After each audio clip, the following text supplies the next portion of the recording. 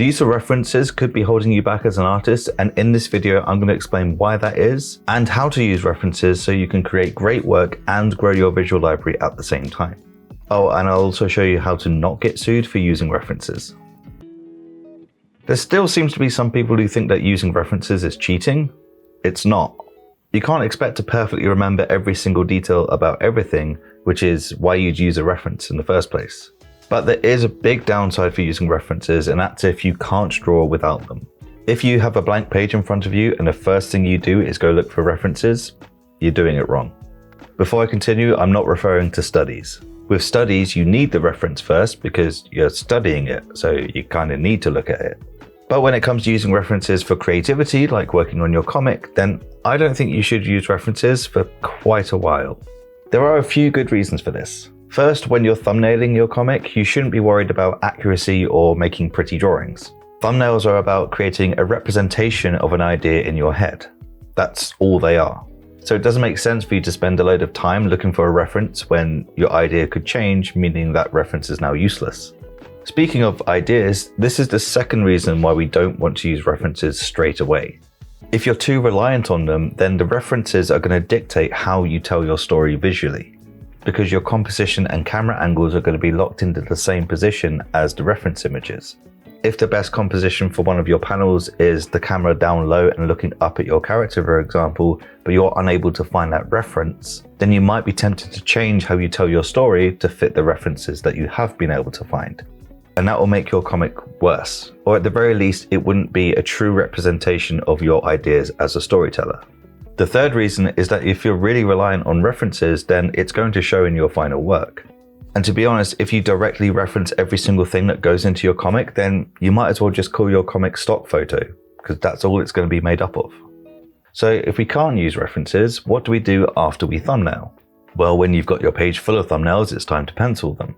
I would encourage you to pencil your thumbnails without references because it will force you to tap into the knowledge that you already have, and it will help strengthen your visual library. Even if you're relatively new to drawing or making comics, it's still a good habit to get into early on, and I'm going to show you a really easy way that we can do this later on in the video, regardless of your skill level. Don't overuse references as a compensation tool for your lack of drawing skills. The other reason why you'd want to develop your thumbnails without using references is because when it comes time to look for your references, you'll be able to tailor your search to what you've already drawn, and therefore you'll find more relevant references faster. For example, if you search for a reference of a plane flying, then you'll get all sorts of results. Side view, top view, this angle, that angle, and it will take some time to sift through and find the one that you think probably works. But if you instead draw what you feel the plane will look like at a particular angle, then you can type in something a bit more specific, like plane flying high angle, and you'll get the reference much faster. Plus, and more importantly, you'll have a better idea if the reference is appropriate for your panel because you have a good idea of what it's going to look like already. Okay, enough talk, let's see some examples. I'll stick to the plane idea. Let's say that I need to reference a Vulcan bomber plane for my comic because it was my favorite plane as a kid. When trying to draw this without reference, I'm going to have a hard time when it comes to accuracy because it's got all these sticky out bits and the engine vent things and whatever the hell this is. I'm not going to remember all of that, but I don't have to remember it. The only information I need are the big shapes, and I can see two triangles and a cylinder. When I think of the plane in those terms, it makes it a whole hell of a lot easier to draw and place the plane within my panels. This process doesn't have to be perfect, so I wouldn't spend too long on it. Just get it to a point where you can see the shapes and what direction they're pointing. Because once you've done that, now it's time to bring our references in. Because as we said before, we're using the references for the details, not for the whole thing. That's the difference between being overly reliant on your references and using references to inform what you've already done. Now I can get an approximation of all the details using this reference, and I can throw it on the pencil drawing that I've already done. The more you do this and the more of a habit it becomes, then you're going to find it easier and easier to draw complex things because you're learning arguably the most valuable skill in drawing. If you can look at an object and distill it down to its basic shapes, then you can draw everything. It's why the artists that you admire can draw pretty much whatever they want in any style. Now that's sort of a broad overview of references. Now let's look for some more difficult examples. How do you reference something that doesn't exist? Your first thought might be to look for concept art, which isn't a bad idea when you're looking for inspiration for your character designs, but concept art isn't often a good reference point. That's partly because with concept art, it's likely only 1 or 2 images of that thing that exists, and so you've only got 2 reference points for the potentially thousands of drawings you're going to do of that object or scene. And so it's going to be very hard as the camera turns, for example. But it's also not a great thing to use as a reference because it's not always obvious what inspired the concept art in the first place, which makes it harder to break down into its basic shapes. You can see the what, but you can't see the why. Here's a great example from the legendary concept artist Feng Zhu. He did an awesome video on spaceship design where he took fish and turned them into fighter spaceship things. I recommend you watch it after this because not only will you be able to see what he's doing, but you'll be able to see why he's doing it. He's using the natural design of a fish, looking at the largest shapes and using that to inform the shapes of his ships. Then he's using his visual library to fill in the gaps by adding in all the extra stuff that makes it less fishy and more spaceship-y. If you were to do something similar for your own spaceship or whatever it is that you're trying to create, you could take something relatively basic but with strong shape language like a fish. Anything in nature is a good starting point. And then you can combine that with something that more closely resembles the thing that you're trying to create. So if we're making spaceships, then planes are pretty close to that. So we can take our fish references and combine it with some World War II references, for example, to create something new and unique.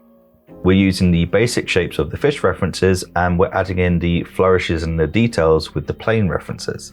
Think of it as macro references and micro references. Use the macro references to place your objects within your panels and use the micro references to turn those objects into the thing that it's supposed to be.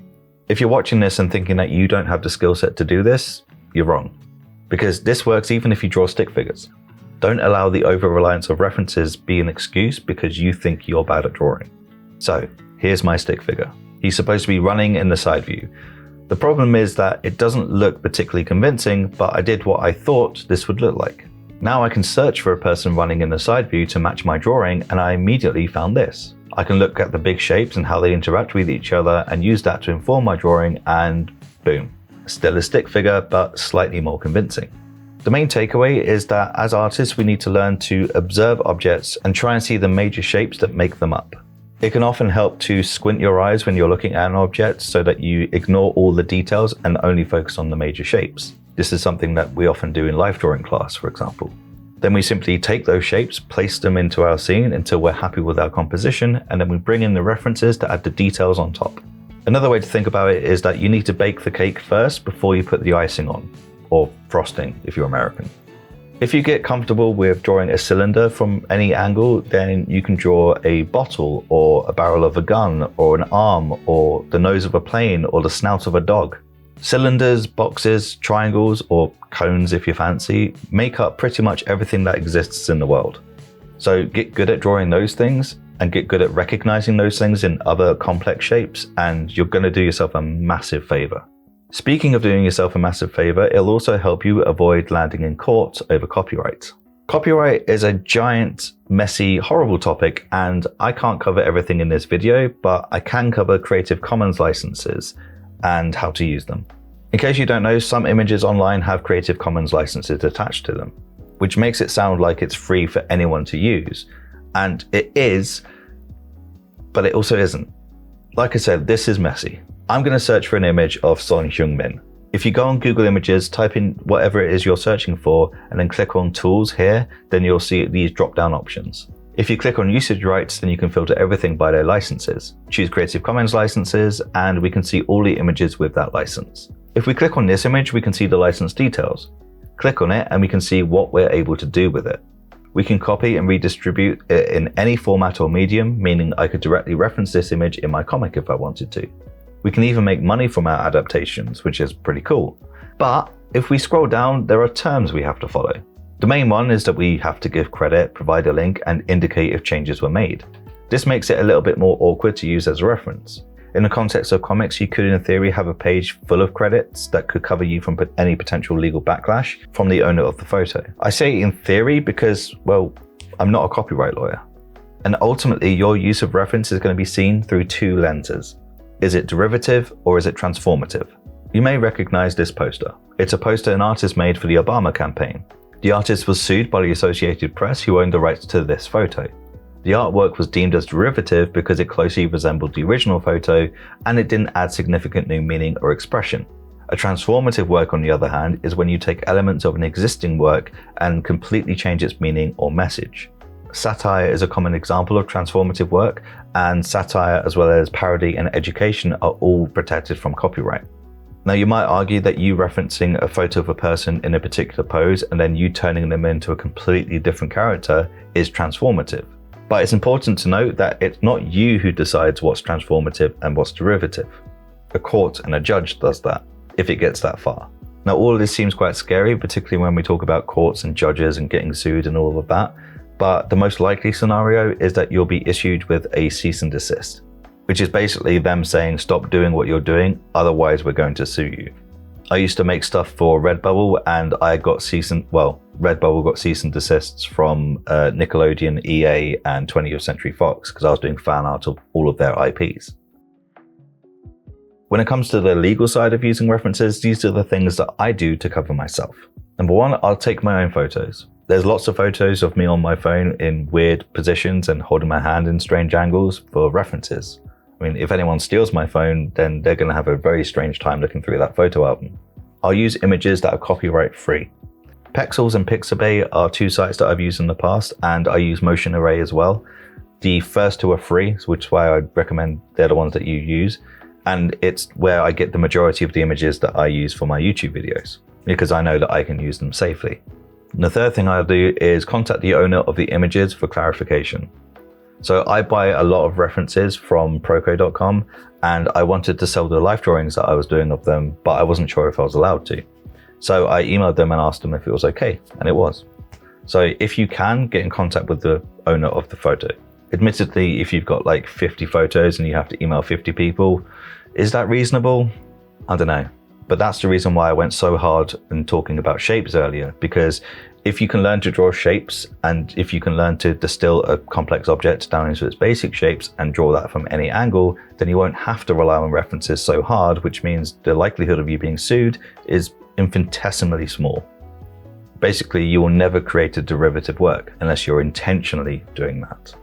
I made a video 2 years ago on this channel about copyright, and I specifically touched more on fan art. So if you want to know more about this topic, then watch this video next.